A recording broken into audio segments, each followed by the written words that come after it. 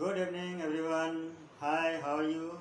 And I hope you will be good and you are watching me and guys, आज के इस video में मैं कुछ वर्ड्स देने जा रहा हूँ जो वर्ड्स आपको डेली बोलचाल में बहुत यूज होने वाला है और इस वर्ड को आप ज़रूर याद रखिए। फिर हम नेक्स्ट वीडियो से कुछ फ्रेज कुछ छोटे छोटे सेंटेंसेस जो रोज़ बोले जाने वाले होते हैं वो हम आपको देने वाले हैं।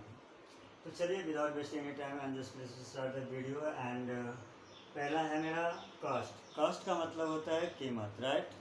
उसके बाद हम क्या बात करेंगे सेंसिबल। सेंसिबल का मतलब होता है समझदार, जिसका स्पेलिंग है SENSIBLE।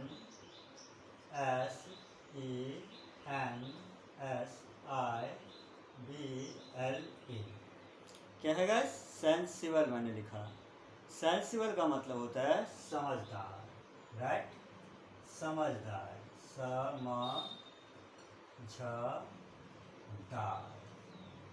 समझदार, राइट।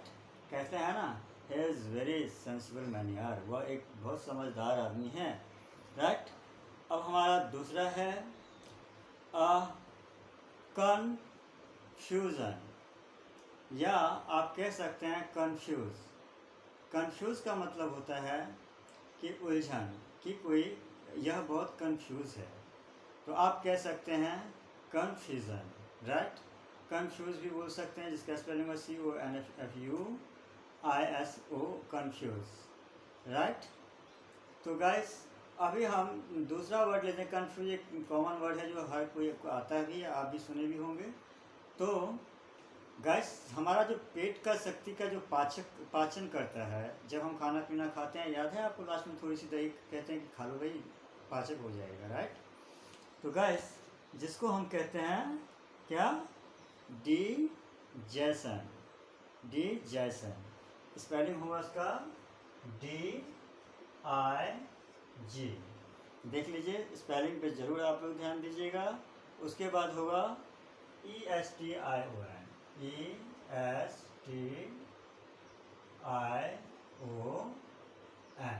डाइजेशन का मतलब होता है पाचक, पाचक, राइट। पाचक। अब जो हमारा नेक्स्ट वर्ड है वो है इंटरफेयर। गैस इस इंटरफेयर का मतलब होता है कि मैं पढ़ा रहा हूँ, अगर कोई मुझसे बात करना चाहे तो मैं बोलूँगा कि मैं बात नहीं करूँगा। अभी ज़्यादा फोर्स करेगा तो मैं उसे ये भी कह सकता हूँ कि मेरे इस कामों में इंटरफेयर मत करो। तो हम दखल अंदाज़ा करना, किसी काम में दखल देना, बीच में टांग अड़ा देना, उसको हम कहते हैं इंटरफेयर, राइट। INTER,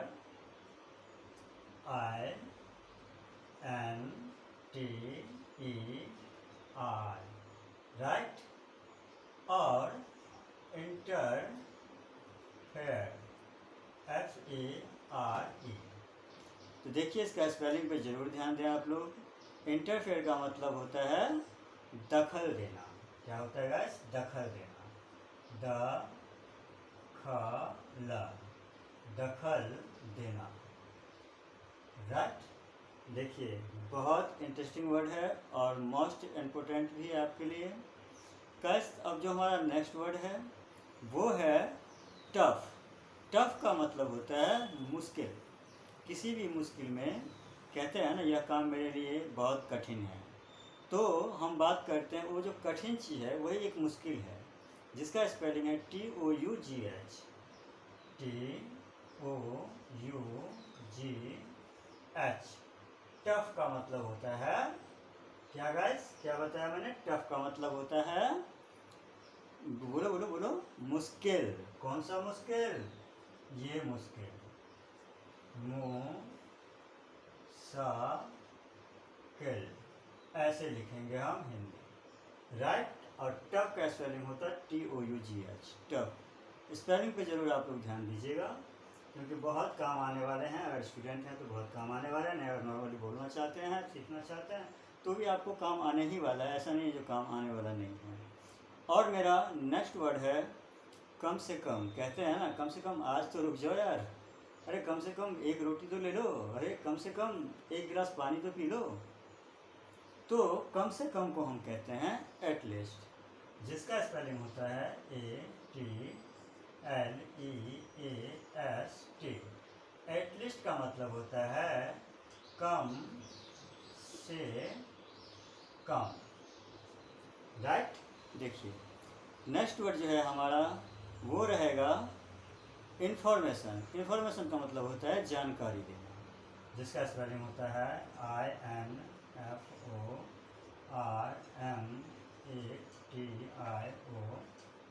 इंफॉर्मेशन का मतलब होता है जानकारी देना, कारी देना, राइट। इंफॉर्मेशन का मतलब होता है जानकारी देना। और मेरा नेक्स्ट वर्ड है वो है बिलीव। बिलीव तो आप जानते हैं कॉमन वर्ड है, ऑलरेडी आप लोगों को आता होगा।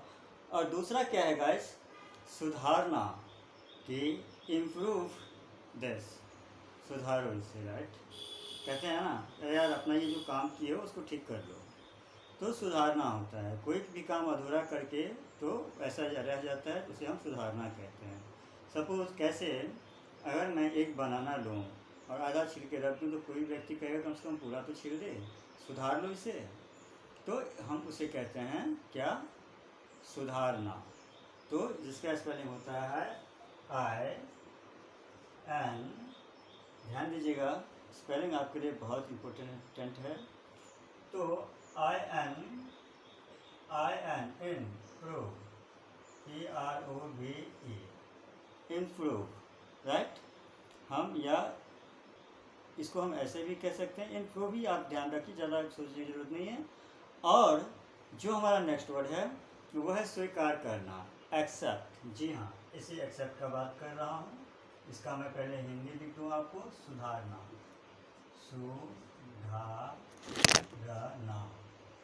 सुधारना। नेक्स्ट वर्ड जो हमारा है गाइस वो है एक्सेप्ट, ACEPT। एक्सेप्ट का मतलब होता है स्वीकार करना, स्वीकार करना, स्वीकार करना, राइट। अब देखिए डेने का मतलब होता है इनकार करना, जिसका स्पेलिंग है DENY, राइट, DENY। डेने का मतलब होता है इनकार करना,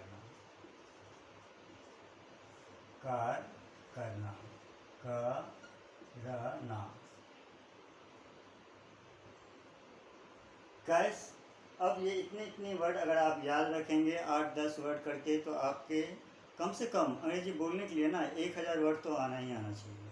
और ये 1000 वर्ड कैसे कंप्लीट होगा ये आपको मैं करवाऊंगा कंप्लीट, आपको चिंता करने का ज़रूरत नहीं है। ये